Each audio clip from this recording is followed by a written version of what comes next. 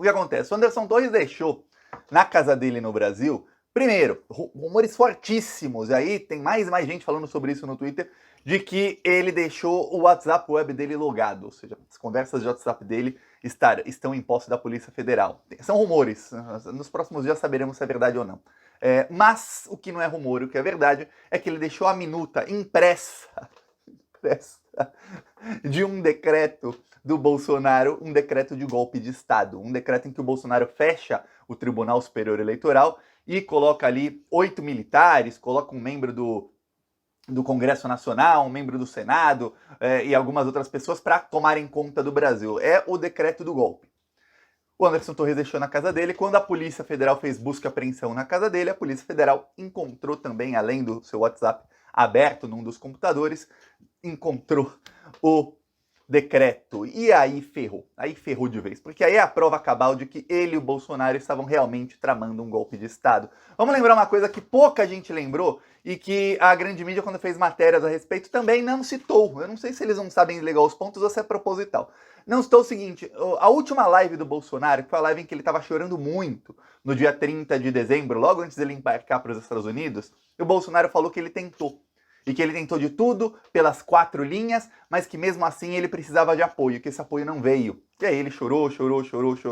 O Bolsonaro deu a entender ali de que ele realmente tinha um plano e que o plano dele falhou porque faltou apoio dos militares. É isso que o Bolsonaro deu a entender. Ok, quando você liga o que falou o Bolsonaro com a minuta do decreto, que previa inclusive a prisão do Alexandre de Moraes, que estava na casa do Anderson Torres, você vê, peraí. O Bolsonaro realmente tentou, ele tinha o decreto pronto, só faltava ele assinar. O que o Bolsonaro não teve era o seguinte: para o decreto valer, ele ia ter que ter apoio dos militares. Os militares da América Latina só fazem um golpe quando tem apoio de cima, ou seja, dos Estados Unidos. Não tinha apoio dos Estados Unidos para esse golpe, então não houve golpe. É isso que aconteceu no Brasil. Não tivemos golpe porque não teve apoio dos americanos. Se tivesse apoio, estaríamos hoje num regime totalitário com o Bolsonaro no poder. Essa é a verdade que muita gente tenta esconder, muita gente tenta esquecer que isso é verdade, mas essa é a verdade. O que acontece é o seguinte: quando foi decretada a prisão do Anderson Torres, logo depois dos atentados terroristas do dia 8, que ele é um dos principais responsáveis e organizadores, agora se sabe, alguns dos comentaristas, analixos da grande mídia, alguns poucos, verdade, mas alguns, que têm espaço, inclusive em matérias de capa, de Folha, UOL, O Globo, etc., falaram que não, que a prisão do Anderson Torres era exagerada. Aí você vê até alguns aí no Globo falando que o Alexandre de Moraes tinha poderes excessivos. O Glenn Greenwald, o que está sempre defendendo o Trump na Fox News, falando que o Alexandre de Moraes tem muitos poderes, o que é uma mentira, uma falácia que eu já desmenti aqui. Ok. O que acontece é o seguinte: depois desse decreto, praticamente todos os analistas que eu vi, depois da Polícia Federal divulgar isso, mudaram de opinião e falaram: olha, não apenas o Anderson Torres tem que ser preso, como o Bolsonaro também tem. Isso, alguns ministros do STF foram consultados, e aí o mais engraçado é o seguinte: que o pessoal da grande mídia, os jornalistas que fazem apuração, eles consultam os ministros do STF em off. Em off por quê? Porque um juiz não pode falar sobre um caso que ele pode vir a julgar no futuro. Isso é um caso que com certeza vai ser julgado pelo STF no futuro. Não só a prisão da Anderson Torres, mas do Bolsonaro e esses crimes todos. Vamos lembrar, a gente está só aí.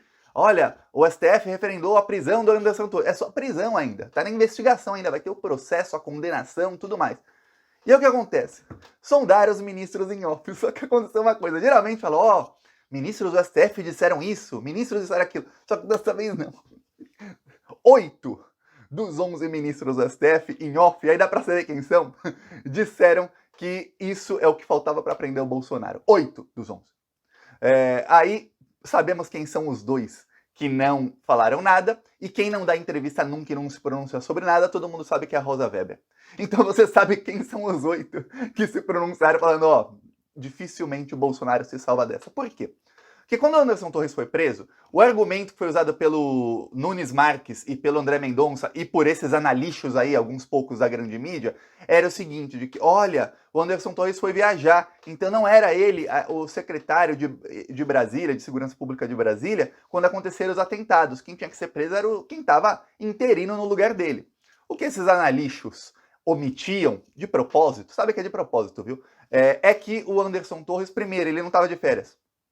Segundo, antes de viajar, ele desmontou completamente o aparato da Secretaria de Segurança Pública do Distrito Federal. Ou seja, ele deixou tudo desmontado para que não tivesse organização nenhuma para facilitar o golpe de Estado.